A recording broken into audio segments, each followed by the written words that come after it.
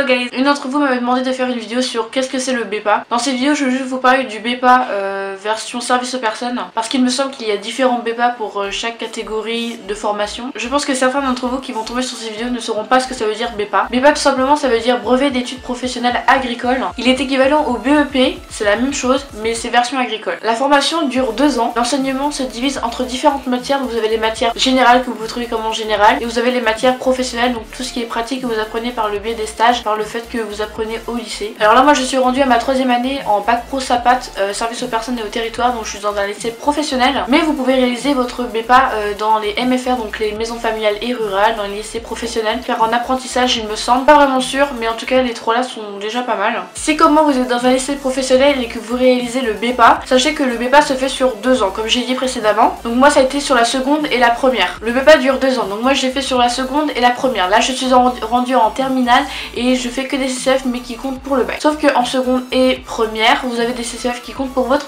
BEPA. Donc tout simplement si vous ne savez pas, un CCF c'est un contrôle continu de formation et en seconde vous avez différentes matières qui permettent de valider votre BEPA ou non. Mais ça sera juste vos premières notes, mais ne vous inquiétez pas, si vous réussissez pas les premières notes, qu'il y a quelques notes que vous réussissez pas en seconde, vous avez toujours la première pour vous récupérer. Donc je sais pas si ça vous intéresse mais je vais vous dire les matières que vous avez en CCF en seconde. Vous avez le CCF ESC, donc ce qui veut dire éducation socio-culturelle, donc c'est un oral. Vous avez ensuite le CCF animation. Votre classe sera divisée en 2, donc c'est le groupe A, groupe B, ça dépend des personnes qui se situent plus vers les personnes âgées ou soit vers les enfants. Moi j'étais vers les enfants et j'ai eu une trop bonne note à mon CCF d'animation, donc j'étais trop contente. Bref, c'était pas le sujet, mais en tout cas vous allez vous choisissez le parti que vous voulez de toute façon. Enfin je sais pas si c'est comme ça dans tous les lycées, mais moi c'est comme ça que ça s'est passé et ça s'est super bien passé. Donc en gros faut que vous encadrez. Si vous êtes avec des personnes âgées, vous jouerez que sur des jeux de société, et si vous êtes avec des enfants ça sera plus de l'accompagnement et faire des activités avec eux, surtout une activité avec eux. Ensuite vous avez un CCF français, donc c'est un oral. Vous avez un CCF sciences physiques écrit et ainsi un CCF maths écrit. Vous avez un CCF économie et je ne sais plus si c'est oral ou écrit, mais il me semble que c'est oral. Vous avez un CCF cuisine, donc là ça va être plus de la pratique. Vous allez devoir cuisiner, vous allez avoir une recette, il va falloir que vous la réalisez. Vous êtes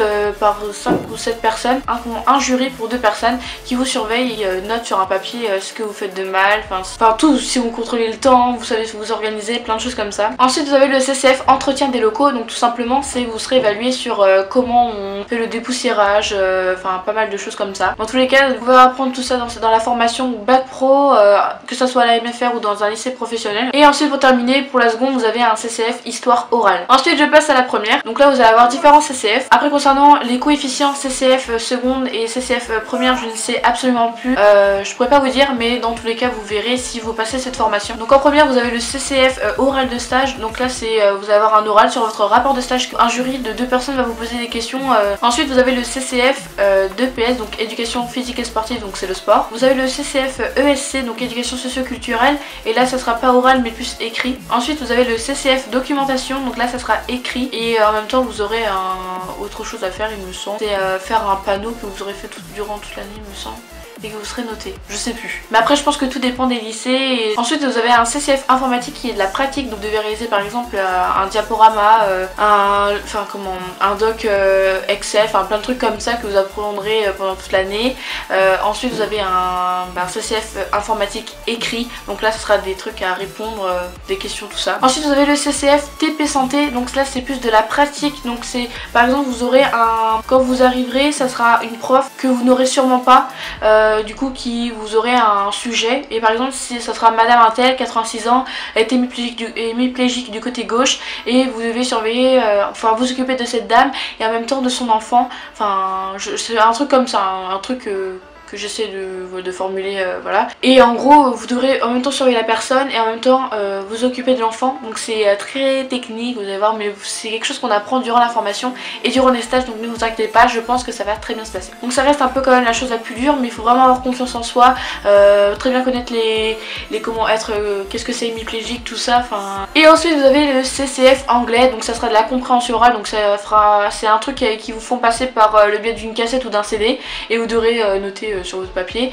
Et ensuite vous avez un écrit, donc là ça sera plus tout ce qu'il faut bien connaître, le vocabulaire, tout ça. Et moi pour l'écrit j'étais arrivée première de ma classe, j'avais eu un 16 en anglais quoi, donc du coup j'étais trop contente, voilà. Mais c'est vrai que moi je m'en sors pas mal en anglais, enfin sans me vanter, mais j'aime trop l'anglais. Quand vous passez votre CCF, n'oubliez pas votre carte d'identité et votre convocation, c'est très important, sinon vous ne pourrez pas faire votre CCF. Après ça dépend des CCF, hein. Je pourrais pas tout vous dire, mais si vous passez des CCF en même temps, n'hésitez pas à demander à vos profs. Moi je sais plus quel CCF a besoin de la carte d'identité et la convocation, enfin je sais. Avec le BEPA service aux personnes, vous avez différents métiers dans lesquels vous pourrez travailler, donc tout autour de la petite enfance, des personnes en situation de handicap et des personnes âgées. Vous pouvez être employé dans des collectivités locales, c'est-à-dire cantine, et travailler dans l'entretien des locaux, donc c'est-à-dire tout ce qui est nettoyage. Vous pouvez être employé des structures d'accueil pour la petite enfance, donc tout ce qui est halte garderie, crèche. Vous pourrez aussi travailler avec les personnes âgées dépendantes, donc tout ce qui est EHPAD, donc c'est établissement d'hébergement pour personnes âgées dépendantes, et les maisons de retraite, donc ce qui est l'équivalent, mais on préfère plus utiliser EHPAD maintenant. Vous pourrez être employé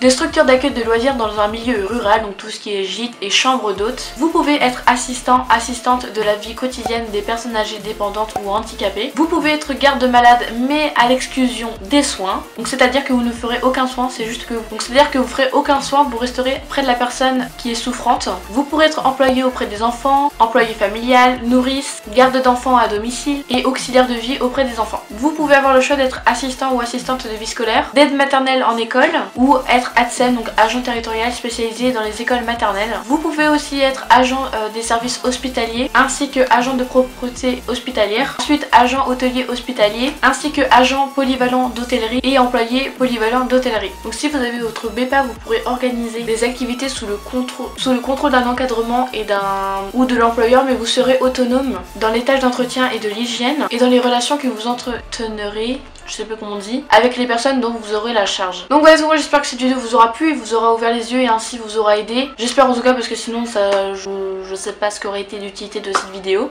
Si vous avez des questions concernant le service à la personne, n'hésitez pas à me dire dans les commentaires. Si vous ne savez pas dans quel lycée aller ou dans je ne sais quoi, n'hésitez pas à me poser vos questions, j'essaierai de vous répondre au maximum pour être plus éclairé là-dessus. N'hésitez pas, mes réseaux sociaux sont dans la barre d'infos. Si cette vidéo t'a plu, n'hésite pas à laisser un pouce bleu, ça me ferait toujours hyper plaisir. Moi je te retrouve dimanche prochain dans une nouvelle vidéo, je vous fais d'énormes bisous. See you soon.